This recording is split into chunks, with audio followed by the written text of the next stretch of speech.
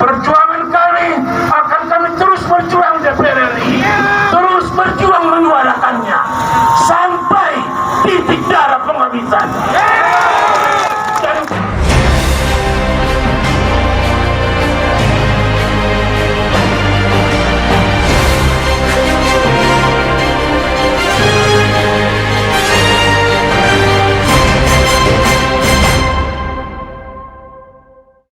Assalamualaikum warahmatullahi wabarakatuh. Selamat siang.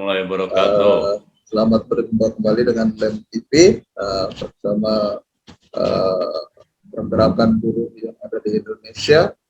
Kita kemarin sudah melihat teman-teman buruh kembali berdemo, berunjuk rasa, ya, menuntut kembali di depan gedung DPR MPR RI, mencabut pemerintah untuk mencabut Undang-Undang Cipta Kerja, ya, sesuai dengan putusan MK di bulan Oktober 2021, ya, yang menyatakan bahwasanya Undang-Undang Cipta Kerja adalah undang-undang yang inkonstitusional bersyarat. Nah, selain itu juga buruh menuntut menolak rencana revisi Undang-Undang 12 tentang tata kerja. Nah, di sini saya sudah bersama narasumber kita, Bung Endang Hidayat, Ketua DPC FSPLM SPSI Jakarta Timur. Gimana kabarnya, Bung Endang? Sehat ya?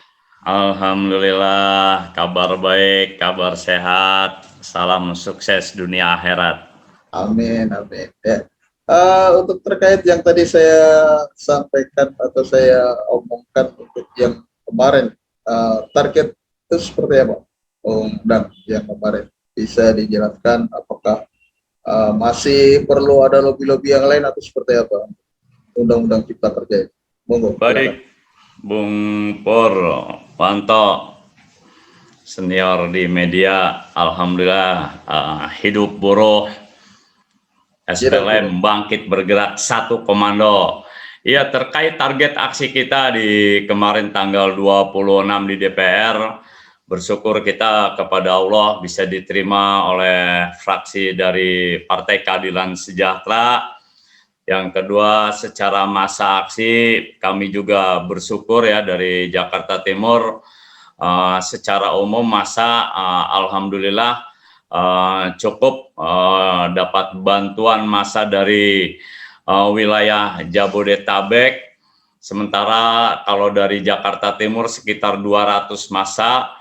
Itu kami bicara target secara massa di Jakarta Timur, kami masih memprihatinkan, masih kurang karena dengan adanya konsolidasi di hari Senin tanggal 24, sebenarnya sih target massanya bisa 1.000 lah paling nggak, Bung Pur. Tapi kemarin entah kenapa kawan-kawan dari PUK kurang kepeduliannya, atau mungkin ada kendala Omikron atau hujan di pagi hari, wallahu alam. Itu nanti akan kami konsolidasikan kembali untuk konsolidasinya untuk PUK itu. Nah, kalau untuk target di DPR, menurut saya selaku pimpinan DPC Timur bersyukur bisa ketemu dengan anggota dewan dan bisa diterima. Itu sih kalau tentang target ya. Jadi ibaratnya kalau dinilai ya masih bisa 70 lah ya, insya Allah bagus dan tetap semangat untuk kedepannya. Begitu Bung Purwanto.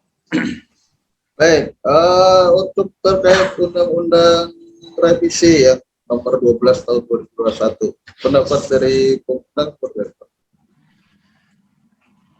Untuk revisinya ya memang harapan kami sih DPR benar-benar istilah mendengar dan mempertimbangkan aspirasi khususnya dari buruh itu sendiri, siapapun federasinya, untuk menindaklanjuti ke depan terkait Cipta Kerja ini, yang seharusnya benar-benar dipertimbangkan isi daripada cipta kerjanya sebenarnya. Akan tetapi ini apakah dagelan pemerintah atau juga yang bekerja sama dengan DPR, kenapa yang direvisinya rencananya malah Undang-Undang Nomor 12 tahun 2011 untuk melegalkan cipta kerja. Harusnya sih dari Mahkamah Konstitusi itu memutuskan bahwasanya ini cacat formilnya, harusnya yang diperbaiki di situ. Ada apa nih isi daripada cipta kerja? Apakah isi cipta kerja pada saat sebelum ditetapkan oleh Presiden Jokowi ini sudah dikaji secara ilmiah, melibatkan unsur buruh, akademisi dari perguruan-perguruan tinggi. Nah, apakah itu sudah melibatkan apa belum? Karena kan isinya sangat istilahnya menyakiti kaum buruh. Contoh terkait upah pesangon baik efisiensi maupun pensiun normal. Itu terdegradasi yang amat jauh dari Undang-Undang 13, di mana poin pertama terkait efisiensi, misalnya dulu Undang-Undang 13 mengacu kepada 2 kali daripada ketentuan pasal 156. Sekarang dibagi 2 efisiensi, perusahaan yang rugi dan mencegah kerugian 0,5 dan 1 kali. Nah, ini yang memprihatinkan. Karyawan kontrak bisa sepanjang masa walaupun dikasih stimulus oleh undang-undang tersebut, yaitu selesainya 1 tahun kontrak mendapatkan kompensasi 1 bulan itu. Tapi secara kesemuanya ini benar-benar menyakitkan kaum buruh. Maka terkait isinya, baiknya anggota DPR harus mendengar dan juga mempertimbangkan masukan dari buruh melalui kajian ataupun diskusi bersamalah dengan DPR. Harapan kami sih di situ, karena kalau misalnya tidak, ini buat buruh repot nih. Selagi ada momentum berdasarkan informasi sampai dengan tanggal 20 Februari, maka ini momentum ini harus benar-benar dimanfaatkan oleh kaum buruh dalam rangka menghadang daripada konstitusionalnya Undang-Undang Cipta Kerja.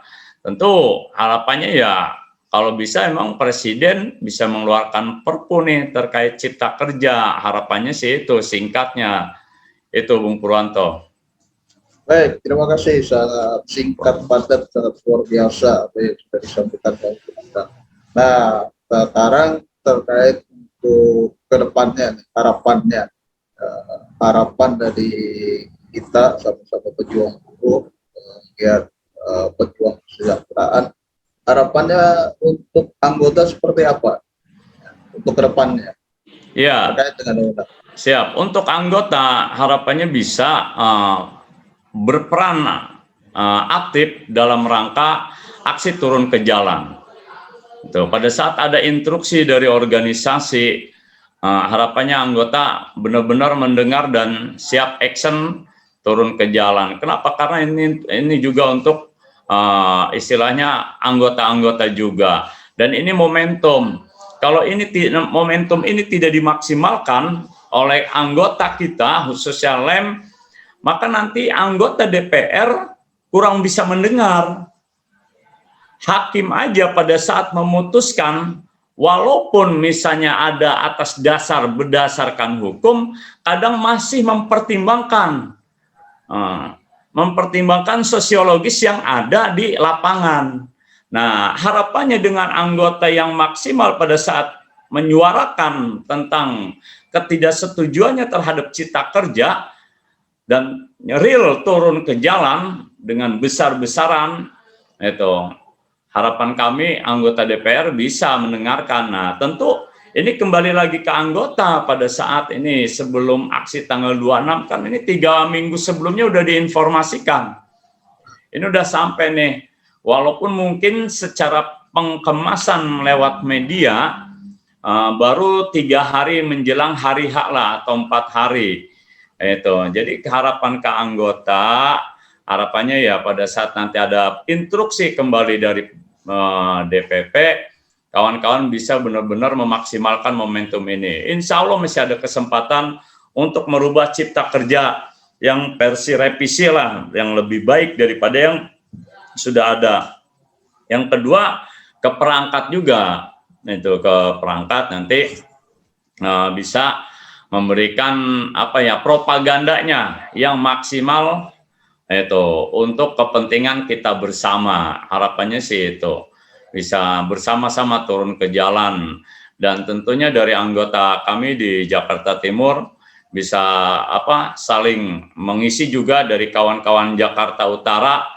Harapannya bisa lebih banyak lagi daripada yang kemarin, Jakarta Barat itu, dan tentu anggota dari Jabodetabek ya bisa dibantu. Kemarin ada dari Sumedang, Cianjur. Kami salut tuh masa yang dari daerah, luar biasa semangatnya, bahkan mengalahkan daripada masa yang ada di DKI semangatnya. Dan ini harus menjadi apa, tantangan buat kami yang ada di DKI agar bisa lebih semangat lagi dalam rangka menyuarakan ketidakadilan terhadap anggota DPR maupun kepada pemerintah terkait nasib buruh yang didolimi. Itu Bung Purwanto. Baik, terima kasih Bung Endang atas ngobrol-ngobrolnya siang pada hari ini ya, terkait untuk masalah aksi yang kemarin. Mudah-mudahan sih kedepannya bisa lebih kompak lagi ya, cuma hanya anggotanya, tapi juga pimpinan-pimpinan buruh yang ada di Indonesia, karena ini memang juga nasib dari kaum buruh itu sendiri kedepannya. Betul, ya. betul.